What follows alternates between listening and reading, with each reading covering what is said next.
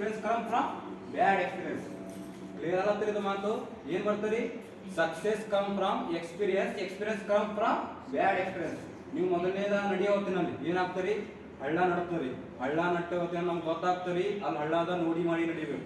Experience ಐತಿ. Experience ಯಾವ ರೀತಿ ಆಗ್ತರಿ? ಅದು ಬ್ಯಾಡ್ ಎಕ್ಸ್ಪೀರಿಯನ್ಸ್. ಬ್ಯಾಡ್ ಎಕ್ಸ್ಪೀರಿಯನ್ಸ್ ಆಯ್ತು ಅಂದ್ರೆ ನಾವು ನೋಡೋತ್ತಿನ ನಾವು ನೋಡ್ತೀನಿ. ಮೊದಲನೇ ಹಾದಿಯಲ್ಲಿ ಏನದರಿ? ಕಳ್ಳು ಮುಳ್ಳುಗಳವ, ನೋಡಬೇಕು, ನಡಿಬೇಕು. ಲೈಫ್ ಒಂದೇ, ಎಕ್ಸಾಮ್ ಒಂದೇ ನಿಮ್ಮ ಲೈಫ್ ಇಲ್ರಿ.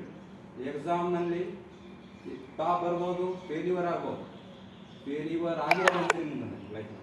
APJ ಅಬ್ದುಲ್ ಕಲಾಂ ಬಿಡಬೇಕು.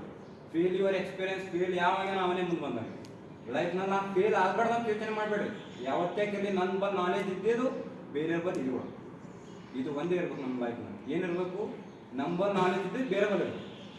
ಈಗ ಇದು ಒಂದು ಇತ್ತು ಅಂದ್ರೆ ಲೈಫ್ ಮುಂದೆ ಹೋಗಲೇಬೇಕು, ಹೋಗ್ತಾನೆ ಕನ್ಫರ್ಮ್ ಬೇಕು ಮಾತು. ಕ್ಲಿಯರ್ ಆಗತ್ತಿದ ಮಾತು.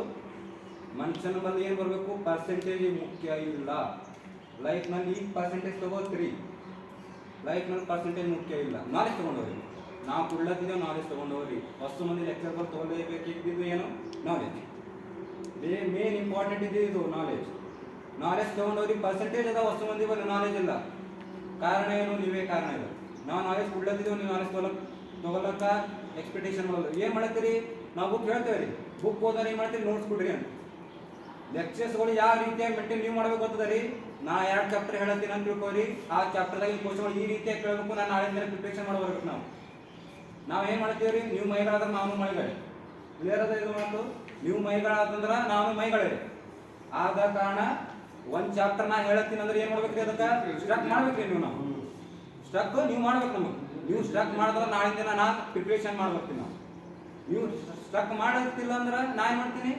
ಅದೇ ರೀತಿ ಕಂಟಿನ್ಯೂಷನ್ ಮಾಡ್ತೀನಿ. ನಾನು ಮಾಡ್ತೀನಿ ಮಾಡ್ತೀನಿ. ಇದು ಯೋಚನೆ ಯಾವ ಬರ್ತೀರಿ? ನಿಮ್ಮ ತಂದೆ ತಾಯಿ ಕಷ್ಟಪಡೋದು ನೀವು ಯೋಚನೆ ಮಾಡಿಕೊಡಿ. ನೀವು ಎಷ್ಟು ಕಷ್ಟಪಡತ್ತೀರಿ? ರಿಯಲ್ ಆಗಿ ಮನಸ್ಸಿಗೆ ಮುಟ್ಟು ಹೇಳಿ ನೋಡಮ್ಮ. ನೀವು ಕಷ್ಟಪಡೋದೇನು ಇಲ್ರಿ. ನಿಮ್ಮ ತಂದೆ ತಾಯಿ ಅದ್ರ 0% ರೀ. ನಿಮ್ಮ ಪ್ರಕಾರ 0 ಪ್ರಕಾರ ನಿಮ್ಮ ಪರ್ಸೆಂಟೇಜ್ ರೀ. ನಿಮ್ಮ ತಂದೆ ತಾಯಿ ಅದಕ್ಕೆ ಕಷ್ಟಪಡೋದು. ಆದ ಕಾರಣ ಹೇಳ್ತದೆ, ನಿಮ್ಮ ತಂದೆ ತಾಯಿ ಈ ರೀತಿಯಾಗಿ ಯೋಚನೆ ಮಾಡ್ರಿ.